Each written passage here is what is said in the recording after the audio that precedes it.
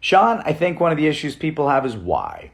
Why would we specifically allow cross-dressers into schools to do story time? It's unnecessary. This is a very seemingly reasonable question from a lot of seemingly reasonable people, the kind of thing that gets asked. Here's the thing. Anytime we show kids anything that's out there in the world, we're already creating, curating, and grooming an experience for them. We're grooming them to be a fire person. When we have a fire person come in for,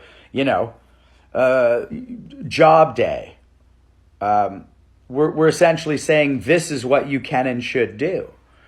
And we've had a very narrow breadth of what that should be. For a while, it was only white men who were out there working. And so all kids saw is that if you're a white man, you get to go work. And if not, you have to find something else to do.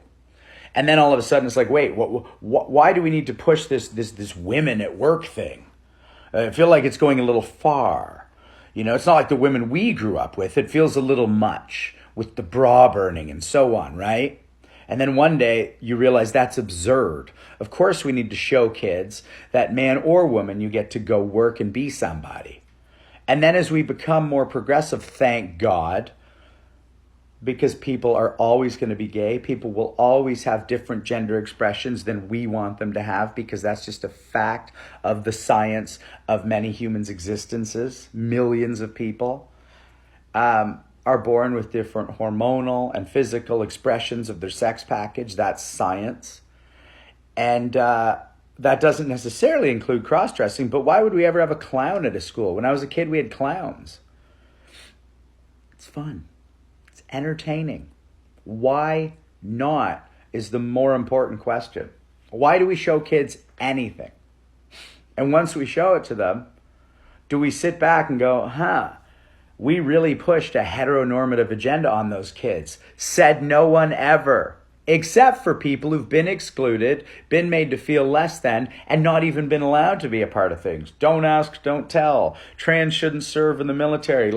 Excluded from wanting to lay down their lives to defend a country that won't stand up for them.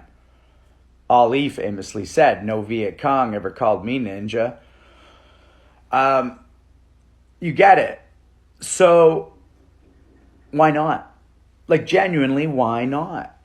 And this idea that dressing as a woman, if you're a man or vice versa, or however you identify sexually, is inherently sexual, that's a viewer problem. By the way, there's a great video going around on TikTok where a school's integrated a college in 1970. Insanely, that was still just happening then, right? These are your parents, and I was born just after that. That's in my brother's lifetime. It was still a big deal to integrate colleges. We're not really on the ball with this stuff. When people accuse me of being PC for holding these opinions, no, I'm just not an asshole. And they were interviewing the kids at college, and they're like, how do you feel about this? And 90% of them are like, it's great. These are just people. It was the parents of the kids who were mad about it. It was the parents going, how dare they integrate? Kids are fine with it.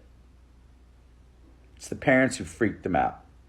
There's that beautiful woman talking about the book that says, and sometimes kids have two moms and sometimes they have two dads, and how the fear of the parents screaming. And the woman, I don't know if she's a congressperson or not, I'd have to look it up, but she says, you don't have the right to make our kids afraid because you're afraid. And it's true. It's how dare our kids have a world better than the one we grew up in? You need to have our prejudices. You can't have those blacks in there with the whites. That'll dirty up the pool. People in my brother's lifetime, and therefore obviously mine, believe this. I'm not that old. Our ancestry's dirty. It's our job to change it. Open it up. Make it safe. Make it healthy. And a dude in a dress is not the problem.